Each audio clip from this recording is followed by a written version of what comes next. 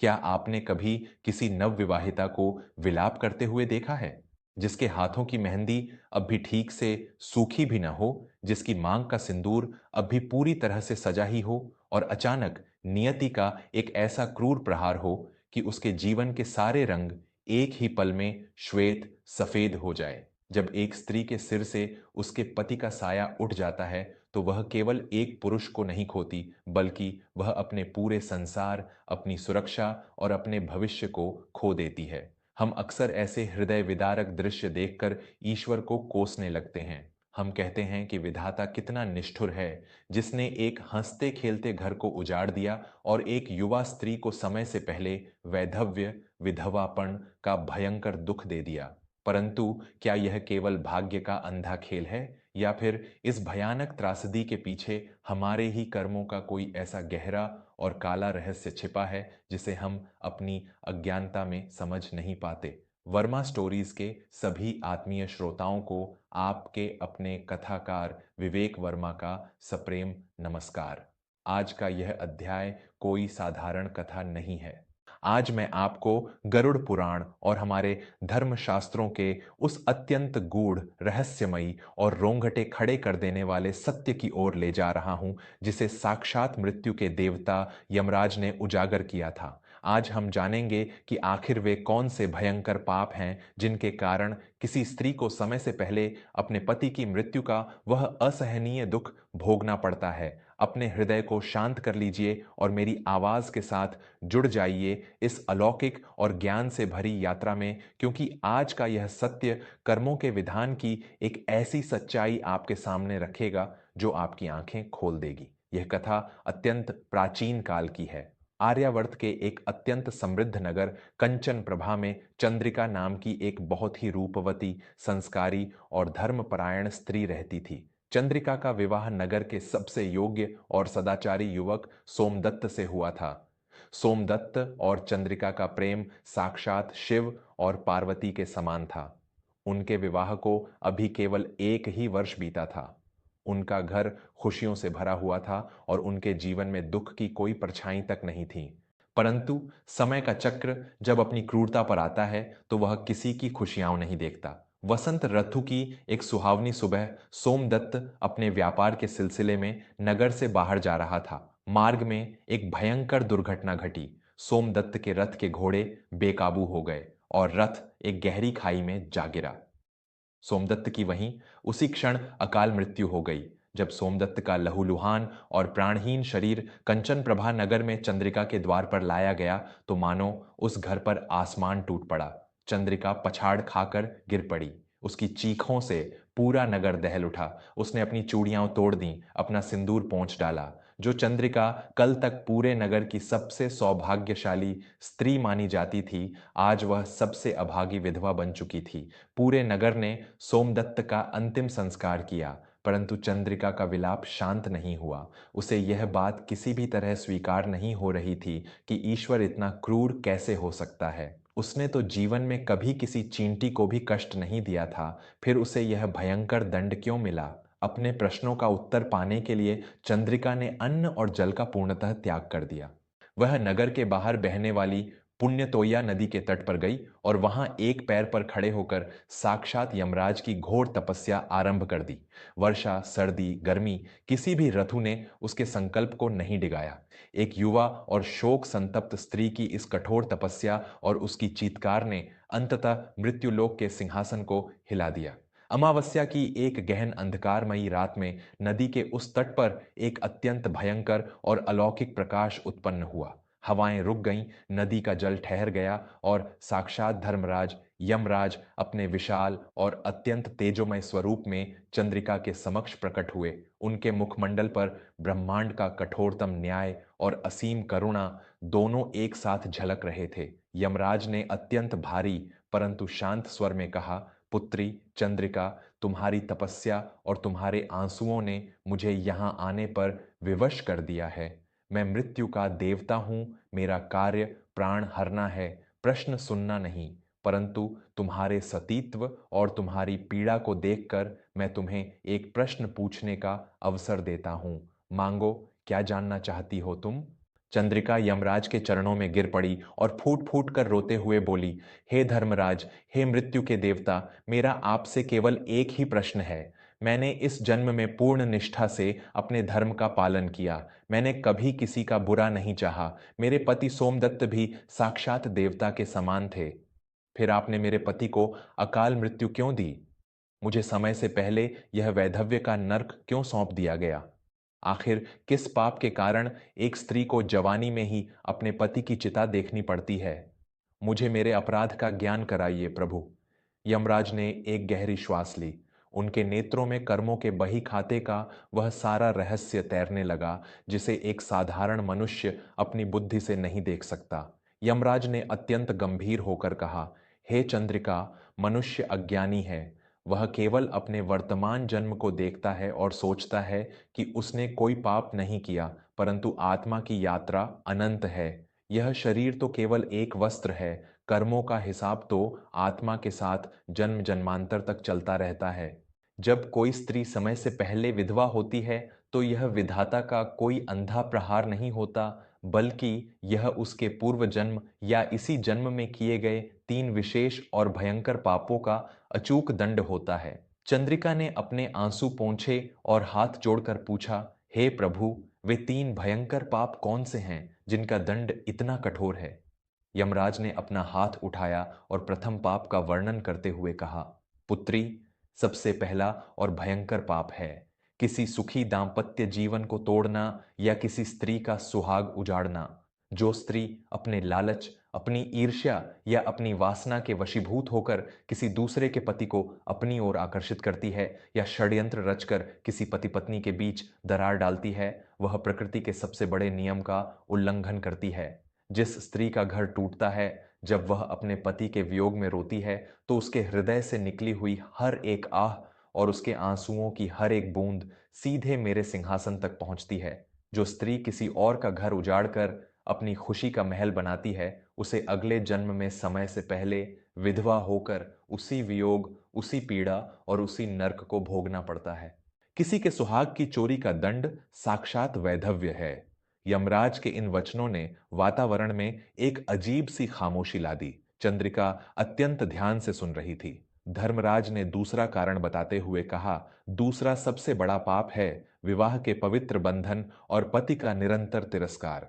विवाह कोई साधारण समझौता नहीं, बल्कि अग्नि के समक्ष लिया गया एक पवित्र व्रत है। कई बार एक स्त्री को बहुत ही गुणी, प्रेम करने वाला और सदाचारी पति प्राप्त होता है, परंतु वह स्त्री अपने अहंकार, अपने रूप या धन के घमंड में चूर होकर दिन रात अपने पति का अपमान करती है। वह उसे कटु वचन कहती है, उसके माता पिता को गालियां देती है और बात बात पर उसे छोड़कर चले जाने की धमकियां देती है। जब एक सच्चा पुरुष अपनी ही पत्नी के इन शब्दों से भीतर ही भीतर घुटता है और उसकी आत्मा रोती है, तो प्रकृति उस रिश्ते को समाप्त कर देती है। जो स्त्री अपने सुहाग का सम्मान नहीं कर सकती, विधाता उससे वह सुहाग समय से पहले ही छीन लेते हैं। चंद्रिका कांपने लगी थी। उसने पूछा, और तीसरा पाप क्या है देव?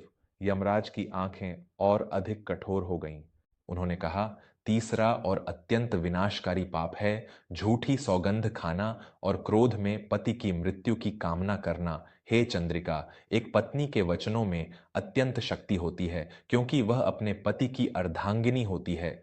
जो स्त्री बात बात पर अपने पति की झूठी कसम खाती है, वह अपने ही हाथों अपने पति की आयु को क्षीण कम कर रही होती है। और जो स्त्री अत्यंत क्रोध में आकर अपने ही पति को श्राप दे दे या मन ही मन सोच ले कि इससे तो अच्छा होता कि यह मर जाता, वह अपने ही सुहाग की जड़ें काट देती है। क्रोध में निकले हुए वे शब्द ब्रह्मांड में गूंजते हैं और मृत्यु के रूप में लौटकर उसी स्त्री के जीवन को अंधकार में धकेल देते हैं।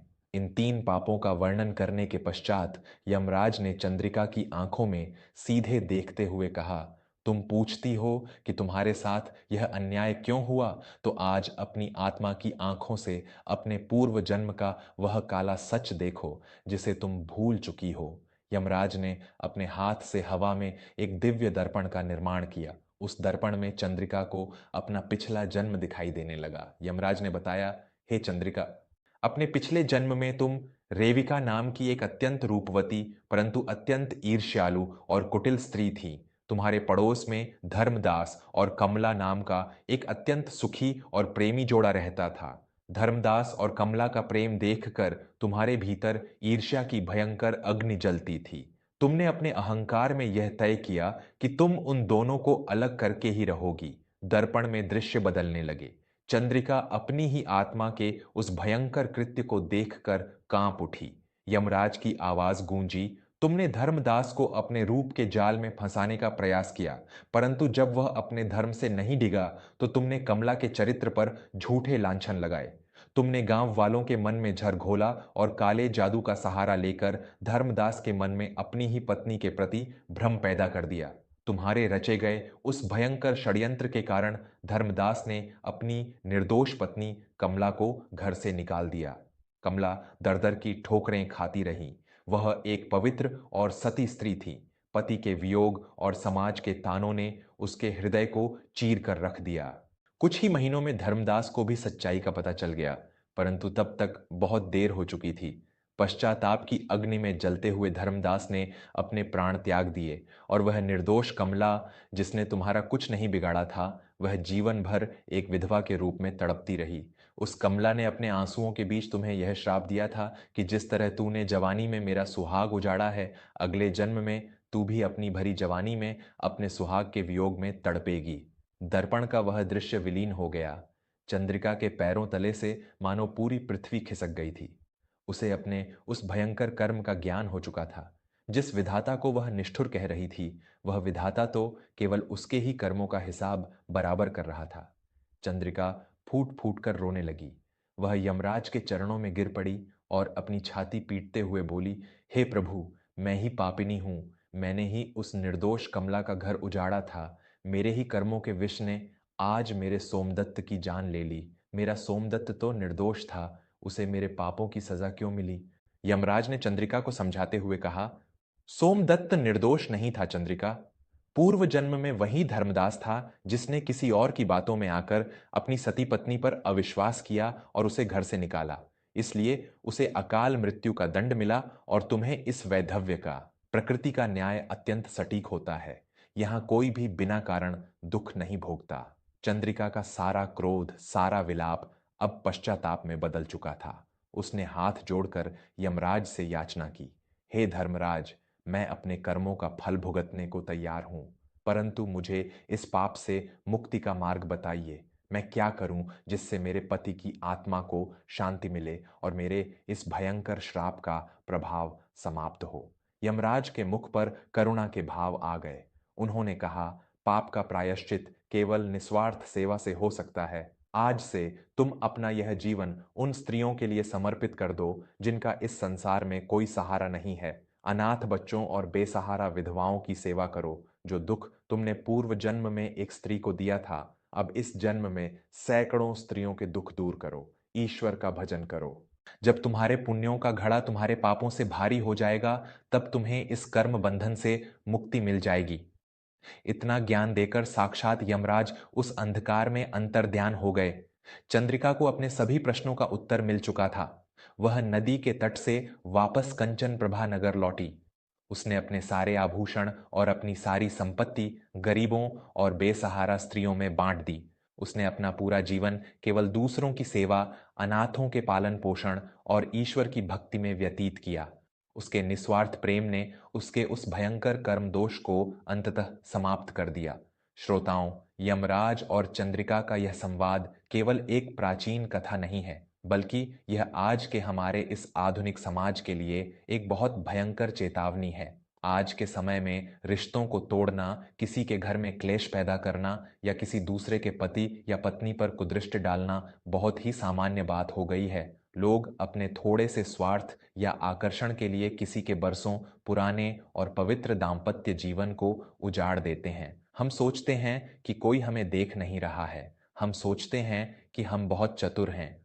लेकिन याद रखिएगा, उस ऊपर वाले के दरबार में हर एक आंसू का हिसाब लिखा जा रहा है। जब कोई स्त्री अपने पति के लिए रोती है, जब किसी का घर टूटता है, तो उसके उस दर्द का कर्ज आपको इस जन्म में या अगले जन्म में सूद समेत चुकाना ही पड़ता है। पति पत्नी का रिश्ता बहुत पवित्र होता है। कभी भी अपने जीवन साथी को कटु वचन मत कहिए, कभी भी क्रोध में आकर उसका बुरा मत मांगिए और सबसे बड़ी बात, कभी भूल कर भी किसी दूसरे के हंसते खेलते घर को तोड़ने का कारण मत बनिए, क्योंकि कर्म लौट कर अवश्य आते हैं और जब वे लौटते हैं तो वे इंसान को कहीं का नहीं छोड़ते। कैसी लगी आपको गरुड़ पुराण के कर्म विधान और यमराज के ज्ञान से जुड़ी यह अत्यंत यथार्थ और आपकी सोच को बदल देने वाली कथा? मैं आपका दोस्त विवेक वर्मा हमेशा यही प्रयास करता हूं कि वर्मा स्टोरीज के माध्यम से आपके पूरे परिवार के लिए केवल मनोरंजन वाली कहानियां न लाऊं, बल्कि जीवन का वह आईना लाऊं जो हमें एक सच्चा, धर्मपरायण और संस्कारी इंसान बनने में मदद करे। यदि आज की इस कथा ने आपके हृदय को छुआ हो, यदि आपको यह सत्य लगा हो कि कर्मों का कर्ज चुकाना ही पड़ता है, तो इस कहानी को अपने परिवार, अपने मित्रों और समाज के हर व्यक्ति के साथ अवश्य साझा करें, ताकि हम सभी किसी का हक मारने या किसी का घर तोड़ने से पहले 100 बार सोचें। ऐसी ही और भी ऐतिहासिक, ज्ञानवर्धक और हमारे महान सनातन संस्कारों से जुड़ी कहानियों को सुनने के लिए हमारे चैनल वर्मा स्टोरीज से जुड़े रहें। हमेशा याद रखें, जैसा बोओगे वैसा ही काटोगे। अपने जीवन साथी का सम्मान करें, अपना और अपने पूरे परिवार का बहुत ख्याल रखें। धन्यवाद।